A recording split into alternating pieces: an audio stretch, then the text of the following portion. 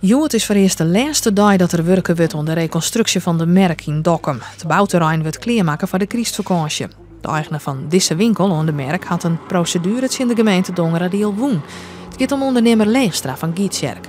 Hij had niet in de ijsfontein, maar hij wil de parkeerplakken op de merk net kwijt.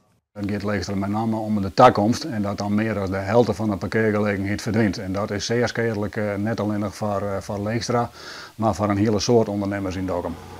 De gemeente Dongeren zal na weken wazi maar de man om de tafel om te bezieken om een compromis te sluiten. In ieder geval willen we bezieken om eruit te komen. En ik denk dat de bezwiermaker er echt net op rug is om hier heel lang een bouwput te hebben, maar daar had net één verlet van.